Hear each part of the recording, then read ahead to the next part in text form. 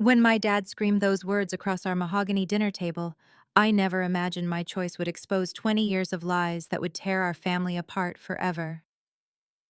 My name is Scarlett, and choosing to leave that night led me down a rabbit hole of financial fraud, family betrayal, and a conspiracy that involved everyone I trusted most. What I discovered about my stepmother Rebecca and my half-brother Kyle would make your blood boil. But before I tell you how I got my revenge and watched their perfect little world crumble, let me ask, where are you watching from tonight?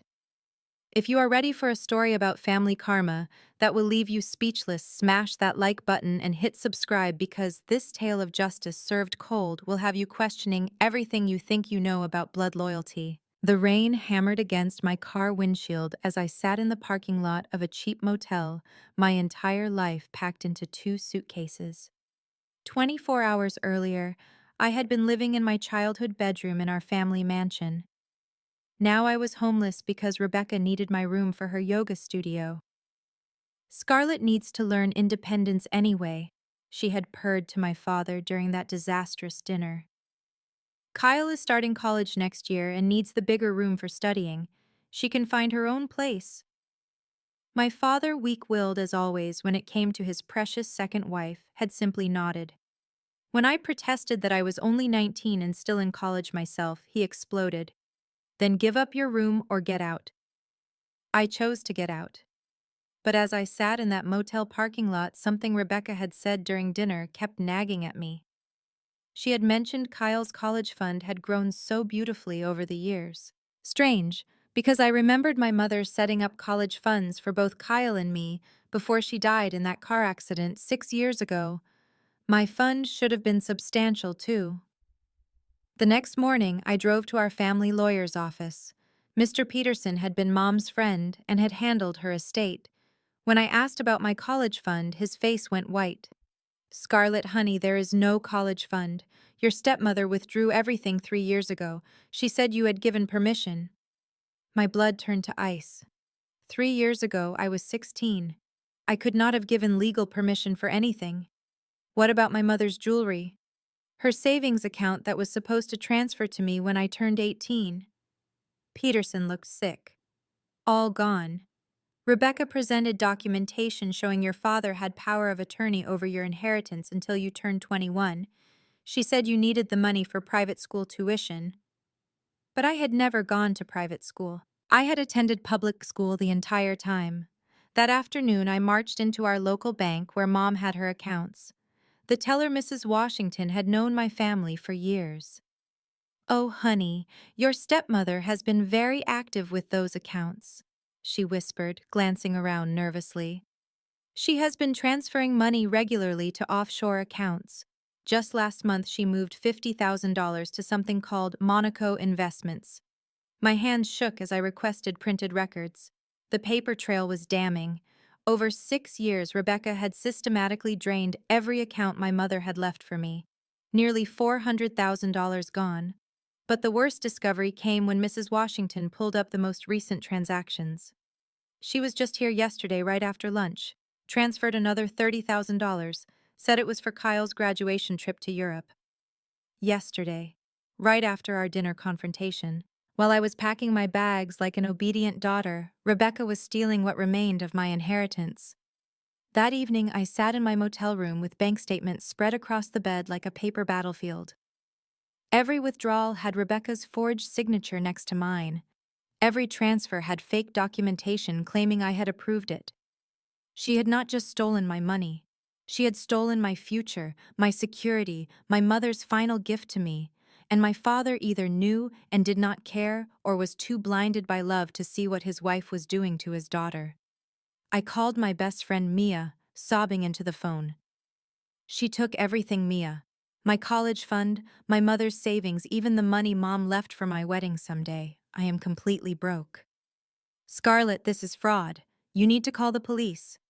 With what proof? She has fake documents showing I approved everything. Who is going to believe me over the perfect stepmother? But even as I said those words, I felt something hardening inside my chest. Rebecca thought she was clever. She thought she had covered her tracks perfectly. She had no idea what she had just awakened. The next morning, I drove to the public library and spent hours researching financial fraud laws. I learned about forensic accounting, about how banks kept detailed records of every transaction, about how forged signatures could be detected through handwriting analysis. I also learned that wire transfers to offshore accounts without proper documentation were highly illegal. Rebecca had made one critical mistake. In her greed to grab that last $30,000, she had acted impulsively. She had not taken time to forge my signature properly on the most recent transfer. I had the teller print out a copy of that transaction. My supposed signature looked nothing like my actual handwriting. For the first time since leaving home, I smiled. Rebecca wanted to play games, fine, but she was about to learn that stealing from the wrong person comes with consequences she never saw coming. I spent the next week gathering evidence. I contacted every bank, every investment firm, every financial institution my mother had used. I requested copies of every document bearing my supposed signature. The pattern was undeniable. Rebecca had been forging my approval for years, growing bolder with each successful theft. But what truly shocked me was discovering the offshore accounts. Rebecca had not just stolen my money, she had been using it to fund a completely separate life. Monaco Investments was not a legitimate investment firm. It was a shell company registered to an address in France. An address where, according to social media posts, I found Rebecca took business trips every few months. My stepmother was not just a thief, she was planning her escape. Armed with a folder full of evidence, I made a decision that would change everything. Instead of going to the police immediately, I decided to confront Rebecca directly. I wanted to see her face when I revealed how much I knew. But first, I needed allies. I called my father's sister, Aunt Patricia, who had never liked Rebecca but had kept quiet to preserve family peace. Patricia, I need to tell you something about Rebecca that is going to shock you. When I finished explaining everything I had discovered, the silence stretched so long, I thought the call had dropped. Scarlett, I have suspected something was wrong for years. Your father has been so different since he married her. More secretive, more anxious about money. But this is criminal. Will you help me? Absolutely. What do you need? My plan was simple but devastating. I would confront Rebecca at Sunday family dinner with Patricia as my witness, and my evidence laid out on the table. Sunday arrived gray and cold, matching my mood perfectly. I drove up to the mansion that should have been partially mine someday, noting the new luxury car in the driveway. A red Mercedes convertible with temporary plates. Patricia was already inside when I arrived, having been invited for dinner at my request. Dad looked surprised but pleased to see me. Scarlett, I am so glad you came. I was hoping we could work things out. Rebecca's smile was saccharine sweet. Yes, darling, we have missed you. How is your little apartment? It is a motel room, actually. But you know that, do not you, Rebecca? Her smile flickered. I am sorry. I set my folder on the dining room table. Because you have been tracking my finances very carefully for years, the color drained from her face. I do not know what you mean. Really? Then perhaps you can explain these. I began laying out bank statements, transfer records, and signature comparisons across the mahogany surface. Each document was a nail in her coffin. Dad leaned forward, confused. What is all this? This, Dad, is evidence that your wife has been systematically stealing my inheritance for 6 years. That is ridiculous. Rebecca's voice was shrill now. Scarlett is clearly having some kind of breakdown. She is making wild accusations. But Patricia was studying the documents with the keen eye of the retired accountant she was. These signatures are obviously forged, she said quietly. And these transfer amounts. Rebecca, this is nearly $500,000. Dad's face went white. Rebecca, what is she talking about? It is all lies. Scarlett is just angry because we asked her to be more independent. I pulled out my phone and showed him the photos I had taken of the Monaco Investments account statements. Then explain why you have been transferring my mother's money to shell companies in France. Explain why you have a secret apartment in Monaco that you visit every few months. The room fell completely silent. Rebecca's perfect composure finally cracked. You little bitch. You have no idea what you are doing. I know exactly what I'm doing. I am exposing a thief. Dad was staring at the document spread across the table, his hands shaking. Rebecca, please tell me this is not true. Please tell me you did not steal from my daughter. For a moment, I thought she might confess. I thought she might show some remorse or try to explain. Instead, she laughed. Steal, I saved that money from being wasted on your pathetic daughter's useless education. She would have blown it all on some worthless liberal arts degree anyway. Patricia gasped. Dad looked like he had been punched, but Rebecca was not finished. You want to know the truth? Your precious daughter was never going to amount to anything, just like her mother. At least I put the money to good use.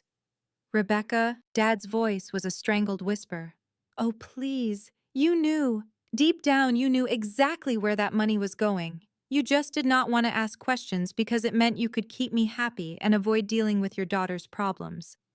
The accusation hit Dad like a physical blow. I watched 20 years of marriage crumble in his expression. That is not true, he whispered. Is not it? When was the last time you asked to see Scarlett's college fund statements? When was the last time you checked on her inheritance? Never. Because you did not want to know. I realized with crystal clarity that Rebecca was right about one thing. Dad had been willfully ignorant because the truth was too uncomfortable, but that willful ignorance was about to cost him everything. I pulled out one final document, the piece of evidence that would destroy any remaining sympathy anyone might have for Rebecca. Dad, do you remember when Mom was sick right before she died? She made you promise to take care of me to make sure I had everything I needed for college. He nodded, tears in his eyes. She also set up a trust fund specifically for my education, a trust fund that required both your signature and mine to access after I turned 18. I slid the document across the table. Rebecca has been forging your signature too.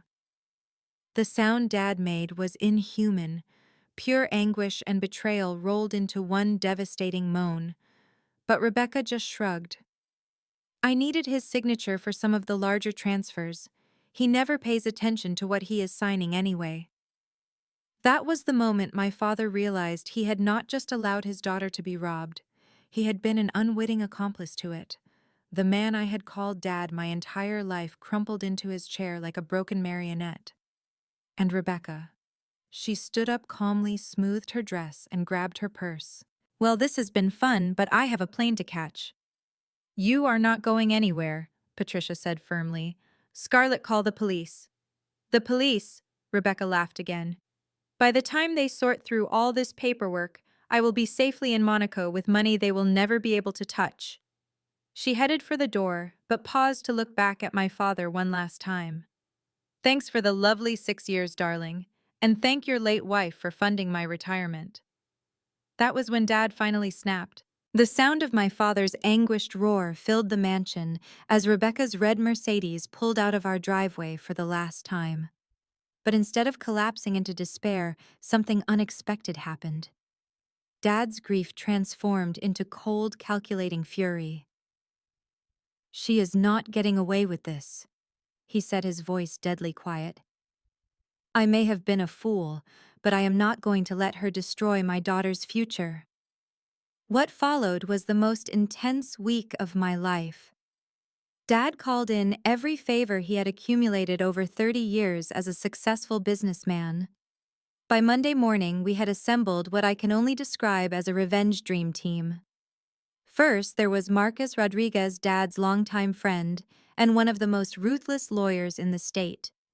When Dad explained the situation, Marcus looked like Christmas had come early. Financial fraud, forgery, wire fraud across international borders. Oh, Rebecca picked the wrong family to mess with. Then came Elena Vasquez, a forensic accountant who specialized in tracking hidden assets. Elena had helped several of Dad's business associates recover millions in embezzled funds. Shell companies in Monaco are not as untraceable as people think, she told us during our first strategy meeting, especially when the thief is an amateur who got greedy. But our most valuable ally turned out to be someone I never expected: Kyle. My half-brother arrived at the house Tuesday evening furious and holding his own folder of evidence. "That bitch lied to me too," he announced, slamming the documents on the kitchen counter. "She told me she was taking money from Dad's accounts to pay for my college.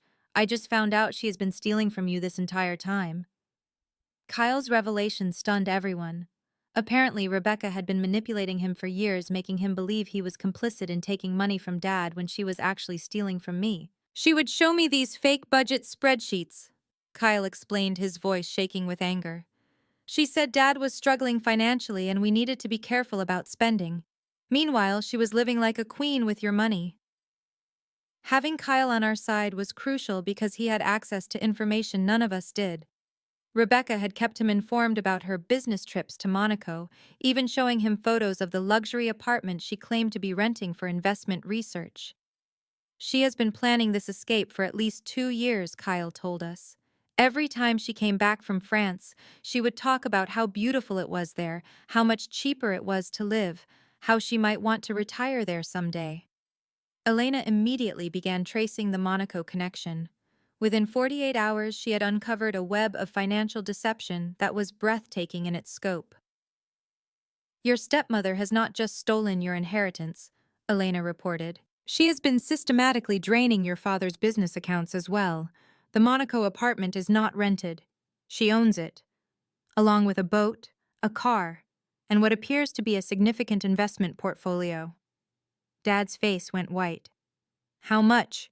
"Conservatively, she has stolen nearly $1.2 million over 6 years."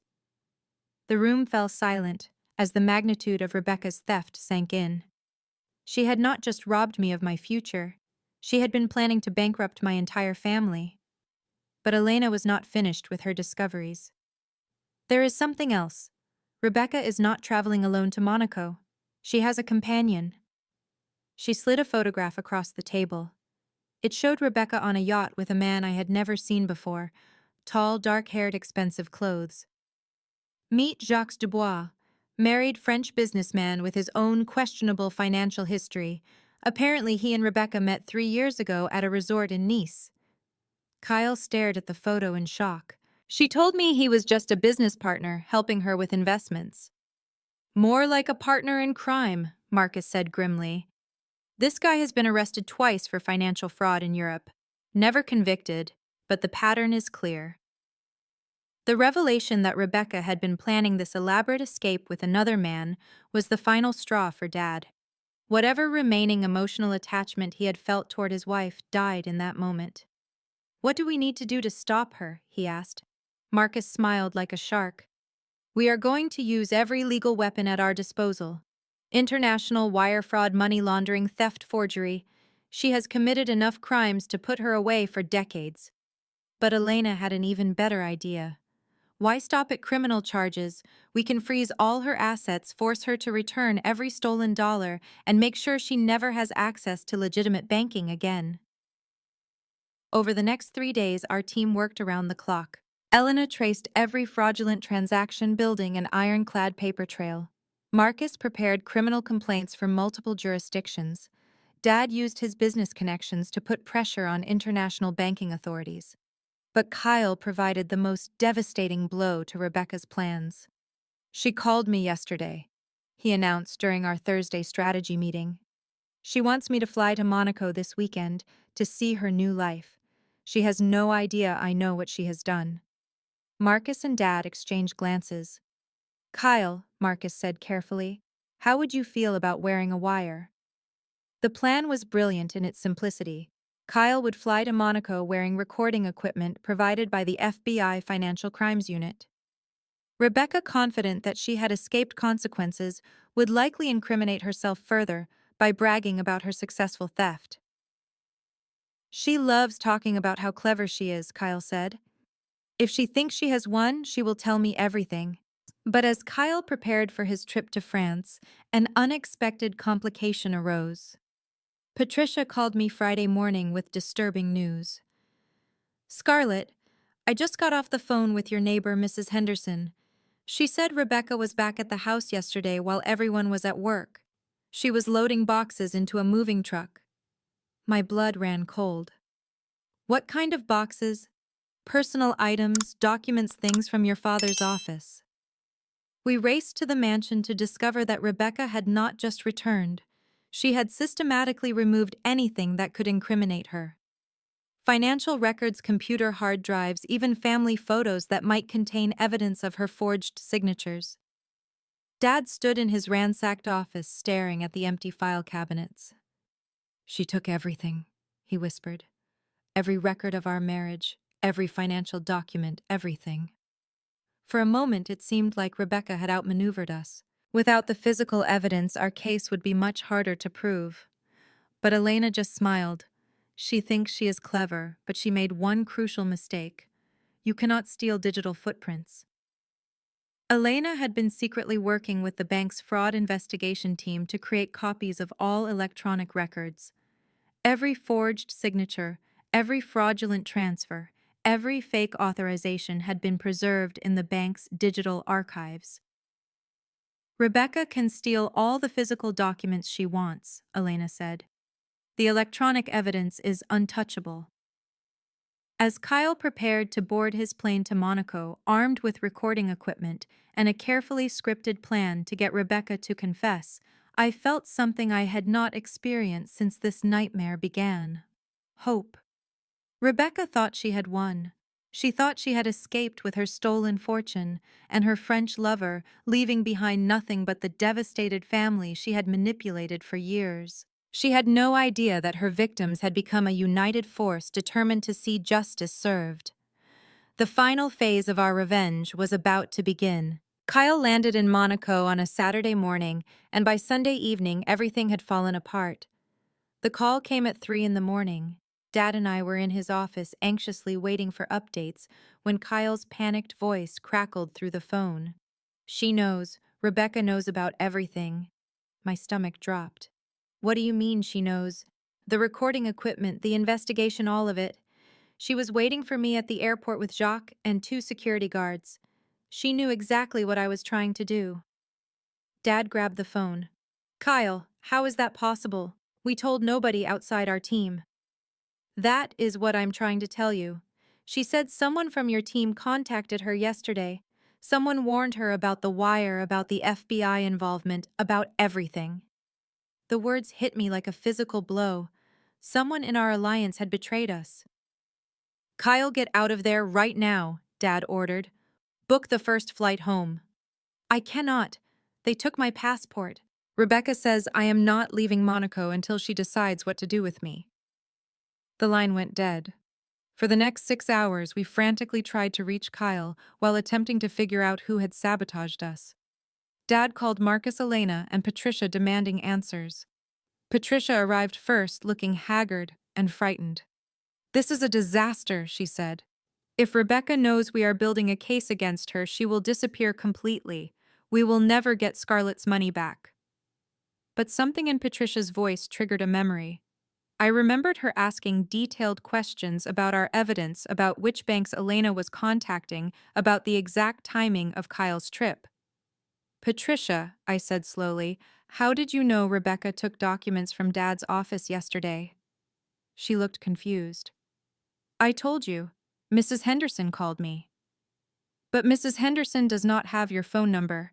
I never gave it to her." The color drained from Patricia's face, and in that moment, I knew. "You warned her, did not you?" Dad stared at his sister in shock. "Patricia, what is Scarlett talking about?" "You have been feeding Rebecca information this entire time," I continued, pieces falling into place. "That is how she always stayed one step ahead. That is how she knew to clear out the house before we could gather evidence." Patricia's composure finally cracked. "You do not understand. She has something on me, something that could destroy my marriage, my reputation, everything." "What could possibly be worth betraying your own family?" Tears streamed down her face. "Photos. Rebecca has photos of me with someone I should not have been with. She said if I did not help her, she would send them to my husband. my children, everyone I know. The betrayal cut deeper than anything Rebecca had done. Patricia was supposed to be our ally, our family. Instead, she had been Rebecca's spy from the beginning. How long? Dad's voice was deadly quiet. 2 years. She approached me after she found out about my affair. She said she just wanted information about family finances, about Scarlett's inheritance. I thought it was harmless. Harmless, I exploded. You helped her steal my future. I did not know how bad it was. I thought she was just moving money around for taxes or investments. When you showed me the evidence last week, I realized what I had done, but it was too late. She already had too much on me. Dad looked like he had aged 10 years in 10 minutes. His wife had stolen from his daughter, and now his sister had betrayed them both. But the worst was yet to come. Patricia pulled out her phone with shaking hands. She texted me an hour ago. The message was simple, but devastating. Thank Patricia for the heads up. Kyle will be released when I receive confirmation that all legal proceedings have been dropped. Until then, consider him my guest.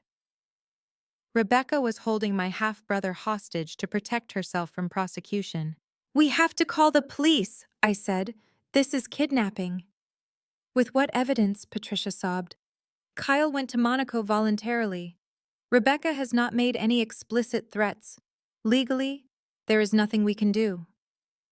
Marcus arrived 20 minutes later, took one look at our faces, and immediately understood something terrible had happened. When we explained the situation, he was quiet for a long moment. This changes everything, he said finally. If Rebecca knows we are building a case, she will have destroyed any evidence on her end. The Monaco apartment, the boat, the investment accounts. She will move everything to places we cannot touch. So she wins? Dad asked hollowly. It looks that way. I felt the last spark of hope die in my chest. After everything we had discovered, all the evidence we had gathered, all the allies we had assembled, Rebecca was going to escape with my stolen inheritance because of Patricia's betrayal. But Marcus was not finished. Unless, he said slowly, we have something she does not know about. He pulled out his phone and made a call. Elena, it is Marcus. I need you to tell me about the backup plan you mentioned, the one you said was insurance in case Rebecca tried to run. As Marcus listened to Elena's response, his expression gradually shifted from defeat to something resembling hope. How long do we have? He asked. Another pause. Perfect. Do it. He hung up and looked at us with the first smile I had seen all day. Elena has been playing a longer game than any of us realized. She saw this betrayal coming from a mile away. What are you talking about? Dad asked. Elena never trusted Patricia completely. She has been building a separate case file, one that Patricia never knew about. Evidence that Rebecca cannot destroy because Rebecca does not know it exists. For the first time since Kyle's phone call, I felt a flicker of hope. But that still does not solve the Kyle problem, Patricia said miserably. Marcus's smile turned predatory. Actually, it might. Elena has been working with international banking authorities for weeks. If Rebecca thinks she is safe in Monaco, she is about to get a very unpleasant surprise. Elena's secret weapon turned out to be someone I never could have imagined, Rebecca's French lover himself. Jacques Dubois arrived at our house Tuesday morning, looking nothing like the smooth criminal from the photographs. Instead, he appeared nervous, angry, and very eager to cooperate. Your stepmother, he said in accented English. She is not the person she pretended to be. Through Elena's connections at Interpol, we learned that Jacques had been investigating financial crimes in Monaco when he met Rebecca. What she thought was a romantic partnership had actually been an undercover operation. I am not a criminal, Jacques explained. I work for the French Financial Crimes Unit. We have been tracking suspicious American money transfers into Monaco for 3 years. Rebecca walked right into our investigation. The revelation was staggering. Rebecca thought she was running a brilliant con, but she had actually been under surveillance by international law enforcement the entire time. We have recordings of every conversation, documentation of every fraudulent transfer, evidence of every crime she has committed, Jacques continued. But we needed someone to confirm the source of the stolen funds. That is where you come in. Elena spread new documents across the kitchen table. Photographs, bank records, recorded conversations, all stamped with official French government seals. Jacques has been gathering evidence against Rebecca for 18 months, Elena explained. When I contacted Interpol about our case, they realized we were investigating the same person. The evidence was overwhelming. Rebecca had not just been stealing from my family, she had been running similar cons on other American families, funneling millions of dollars through Monaco banking systems. She told me you were just a spoiled stepdaughter trying to claim money that was not yours, Jacques said apologetically. She showed me fake documents proving she had legal authority over your inheritance. I believed her until my supervisors ran background checks on your family. Dad leaned forward. What did you find? Your daughter is the legitimate heir to substantial funds that have been systematically stolen through forged documents. Rebecca has been committing international wire fraud on a massive scale. But the best news was yet to come. We have been monitoring Rebecca's communications since she arrived in Monaco, Jacques continued, including her conversations with Kyle. He pulled out a recording device. She does not know Kyle is not really her prisoner. My team extracted him from the apartment yesterday and replaced him with an undercover officer. Rebecca has been confessing to crimes while trying to intimidate someone who is actually recording everything she says. The recording Jacques played was damning beyond anything we had hoped for. Rebecca's voice clear and unmistakable. That little bitch Scarlett thinks she is so smart, but I have been planning this for years. I forged her signatures so perfectly, even she did not notice money disappearing from her accounts. Then another clip. Her father is such a fool. I convinced him to sign transfer authorizations by telling him they were tax documents. He never read anything I put in front of him. And finally, by the time anyone figures out what I have done, I will be living comfortably in France with money they will never be able to touch. Dad's hands were shaking as the recordings finished. She confessed to everything. More than that, Jacques said. She incriminated herself in multiple federal crimes across international borders. The evidence we have now is enough to not only prosecute her, but to freeze and recover every stolen dollar. Marcus was already on his phone with federal prosecutors. With this level of evidence and international cooperation, we can move immediately. Rebecca will be arrested before she realizes Kyle is not actually her hostage. But Elena had saved the best surprise for last. There is something else. Rebecca made one final mistake that is going to cost her everything. She pulled out a final set of documents. In her eagerness to move money quickly after Kyle's arrival, Rebecca authorized a massive transfer to a new account. $300,000 moved to what she thought was a secure Swiss bank. Elena smiled. The account was actually a sting operation run by international banking authorities. The money went directly into a recovery fund that will be returned to victims of financial fraud. You mean, Rebecca just voluntarily returned a significant portion of your stolen inheritance while trying to hide it from us. The irony was perfect. In her desperation to protect her stolen wealth, Rebecca had handed it directly back to the authorities. Jacques stood up, checking his watch. My team is moving in to arrest Rebecca in exactly 2 hours. She will be extradited to the United States to face federal charges for wire fraud, money laundering, and theft across international borders. What about Kyle? I asked. Your brother has been helping us gather final evidence. He will be on a plane home tonight along with detailed documentation of every crime Rebecca committed.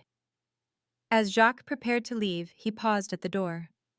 I want you to know, Scarlett, that your stepmother is facing minimum 20 years in federal prison. The evidence against her is overwhelming, and with international cooperation, there is no country where she can hide from these charges. After he left, our kitchen fell silent except for Patricia's quiet sobbing. I am so sorry, she whispered. I destroyed everything because I was too afraid to face the consequences of my own mistakes. Dad looked at his sister with a mixture of anger and pity.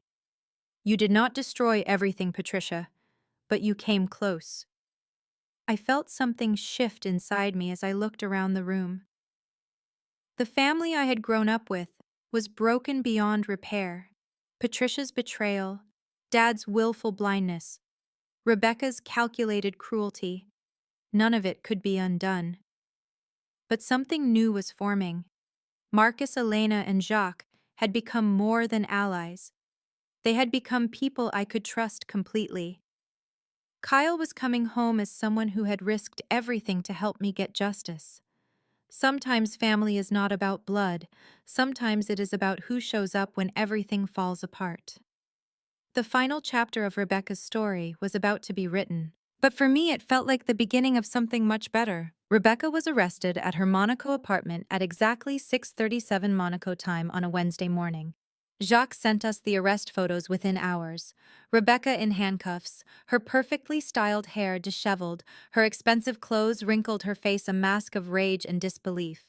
She had been so confident in her escape plan that she was still in her silk pajamas when international banking authorities broke down her door. But seeing her arrested was nothing compared to watching her assets get frozen. Elena called with updates every few hours as authorities seized account after account. The Monaco apartment purchased with my college fund, the yacht bought with Mom's savings, the luxury car, the designer clothes, the jewelry, all paid for with money stolen from my family. The final count is staggering, Elena reported during a conference call with our entire team. Rebecca stole $1.4 million over 6 years, but through interest and investments, the recovery value is actually higher. How much higher? Dad asked. $1.8 million.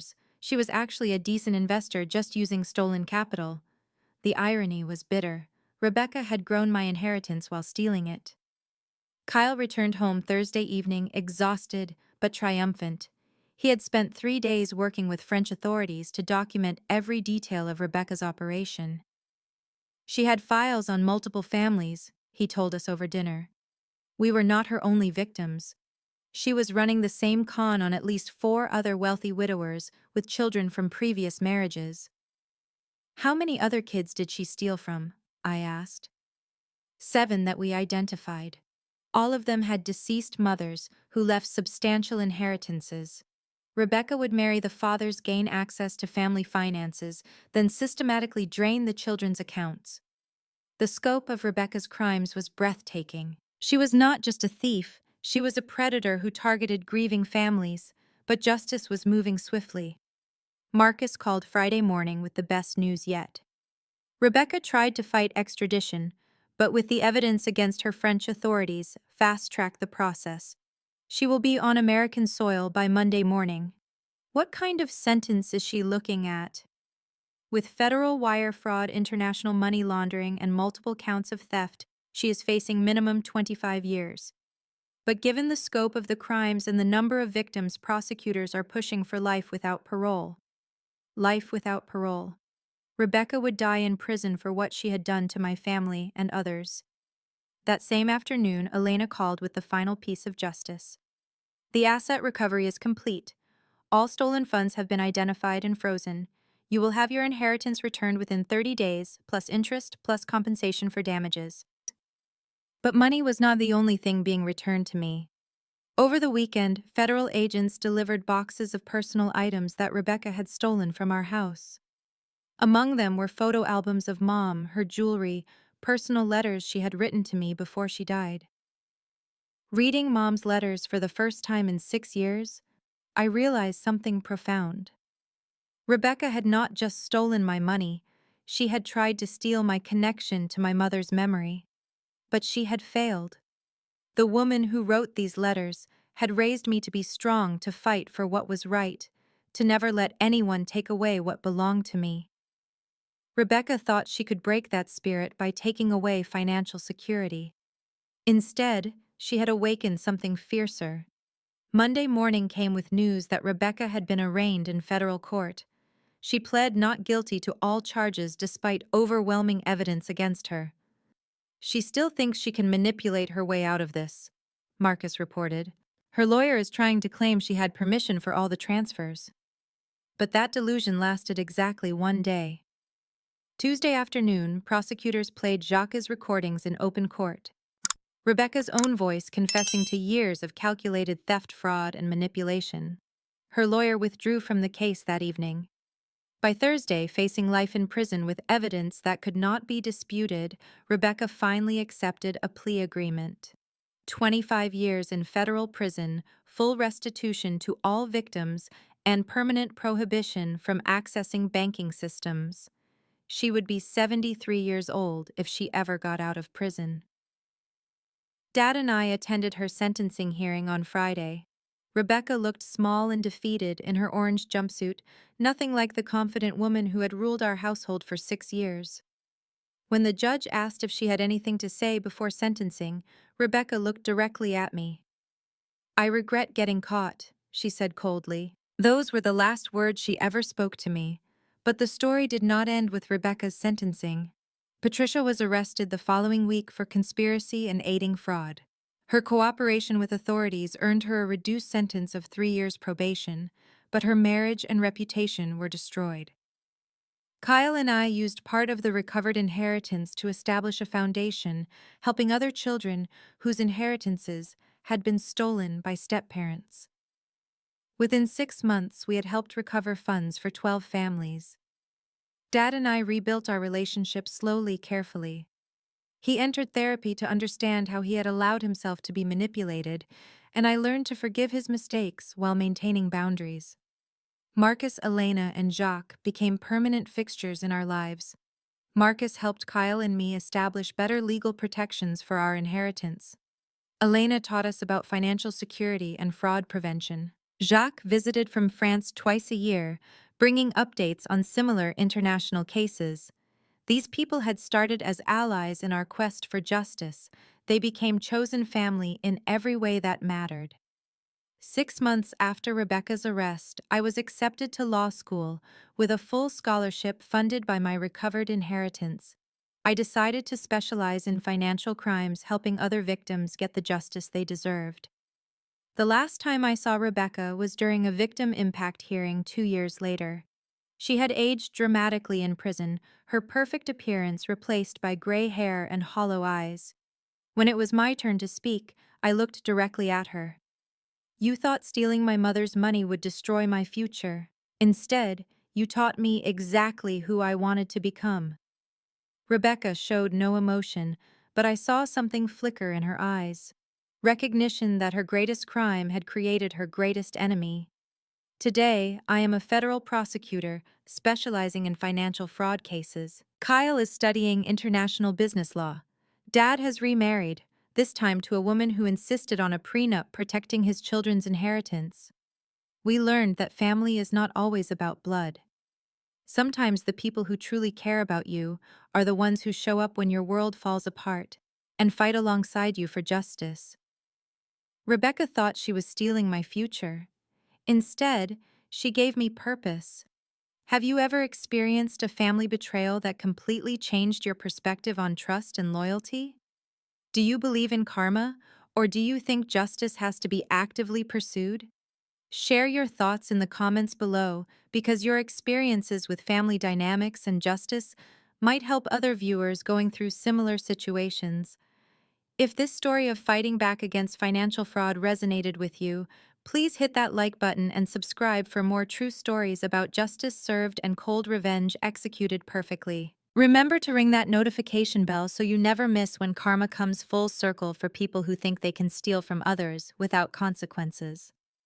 Share this story with anyone who needs to know that sometimes the best revenge is simply refusing to be a victim and fighting back through legal channels. Thank you for watching my journey from victim to victor, and remember that your inheritance, your dignity, and your future are worth fighting for, no matter who tries to take them away. Until next time, stay strong, and never let anyone steal what rightfully belongs to you.